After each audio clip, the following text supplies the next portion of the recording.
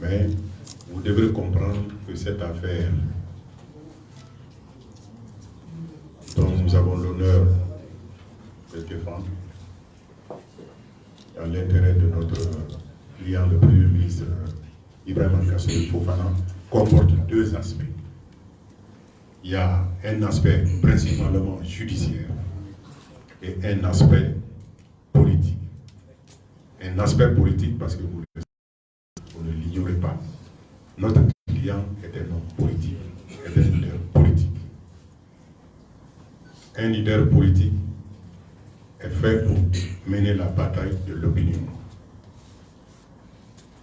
La bataille de l'opinion est faite par les hommes parler à sa place. Donc, ceci dit, je vais donner la parole, comme d'habitude, au bâtonnier Dina Sampil, qui va vous développer l'aspect judiciaire, sans entrer dans les secrets, bien sûr, sans entrer dans les secrets de l'instruction ou de l'enquête préliminaire. Il va vous expliquer où est-ce que nous en sommes dans le cadre de la procédure, et il sera suivi par Maître Seydou Diagne du barreau du Sénégal. D'autres confrères nous rejoindront d'un moment à un autre. Ceux-ci aussi prendront la parole pour continuer dans la même lancée. Je vous remercie et je passe la parole à M. Une seule personne va déplacer le micro, s'il vous plaît. Merci, cher monsieur. Je commencerai par vous rappeler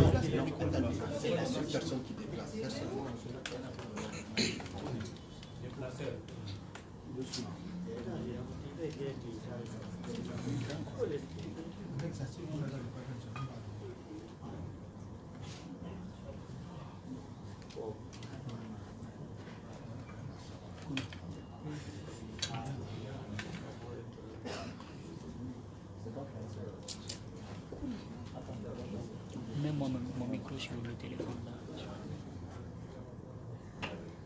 C'est bon? C'est bon. Attends, on peut aller. Ça va? Oui. Allez-y, vous prenez le Chef. Oui, maître. Merci, cher journaliste. Nous voyons que vous avez aussi le souci de porter à la connaissance du peuple ce qui se passe actuellement au niveau de nos juridictions concernant les infractions poursuivies par l'État guinéen, à savoir le détournement de deniers publics, l'enrichissement illicite, la corruption et la complicité. Pour ce qui concerne M. Ibrahima Kassory Fofana, vous savez que depuis le 6 avril 2022, il a été privé de sa liberté parce qu'on a pu décerner un mandat de dépôt contre lui à la maison centrale de façon arbitraire. Arbitraire pour le fait que le dossier qui le concerne jusqu'à date ne contient aucun élément pouvant attester de sa culpabilité, à part le procès verbal d'audition dressé par la direction de la gendarmerie à l'enquête préliminaire. Aucune autre pièce ne se trouve dans son dossier. Rien. Je mets quiconque au défi de démontrer le contraire. Alors, nous savons tous que la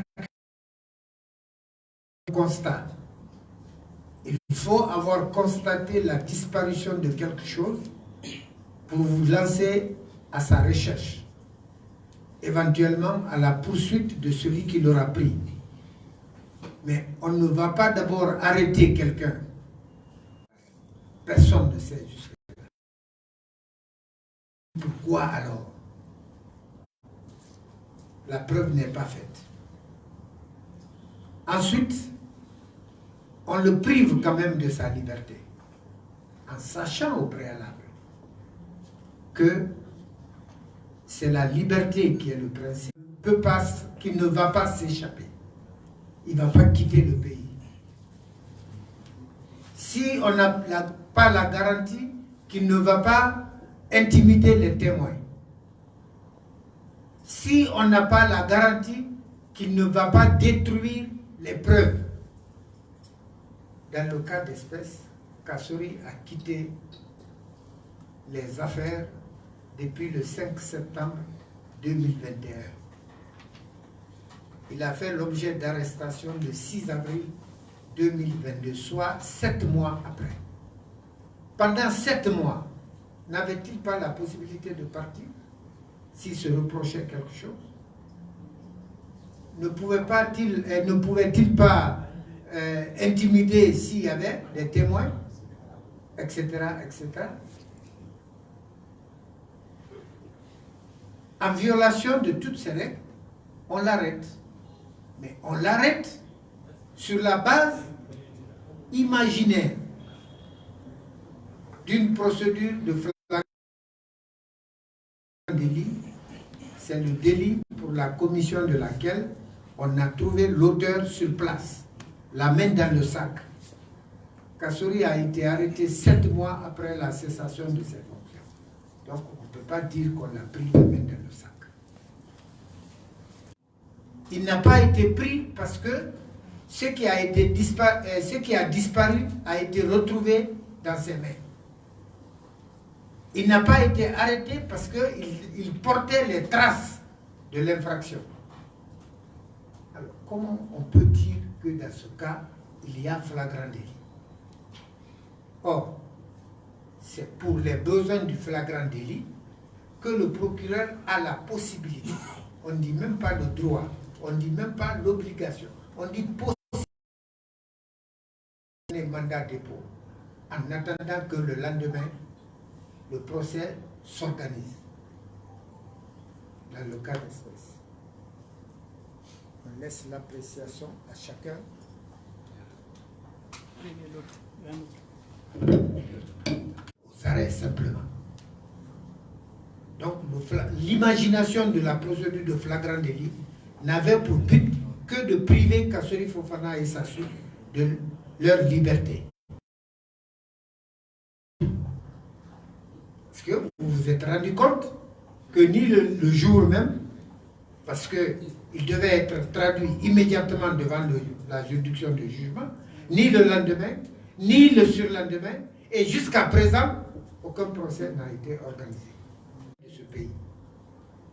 Pourquoi? Le bâtonnier vous rappelait tout à l'heure qu'au-delà du fait que Kassory a été Premier ministre de ce pays, il y a le fait que c'est un homme politique. Il a les ambitions politiques. Ça, ce n'est caché à personne. Mais alors, comme dirait l'autre, pour tuer le poussin dans l'œuf, voilà, avant que ces échéances politiques ne s'annoncent, on veut déjà éliminer celui qu'on redoute le plus. Celui qu'on ne veut pas voir diriger le pays.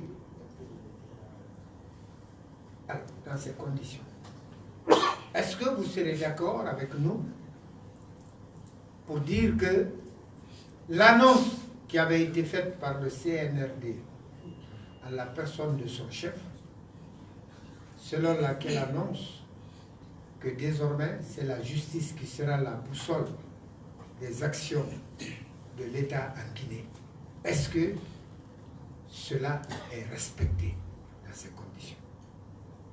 Lorsque la justice ne fait que obéir aux instructions reçues par les autorités. Nous concluons au fait que la justice est plutôt devenue le bras armé de la junte au pouvoir. Parce qu'on ne peut pas accepter, par exemple, qu'avec tous les éléments dont nous disposons et qu'on a mis qu'on a porté à la connaissance de la justice, que jusqu'à présent, Kassori et ses compagnons soient toujours en détention. Aucune explication n'est donnée, à part le fait qu'on a dit flagrant délit. Aucune explication. Et là, puisqu'on s'est rendu, conserver les conséquences de cette voie.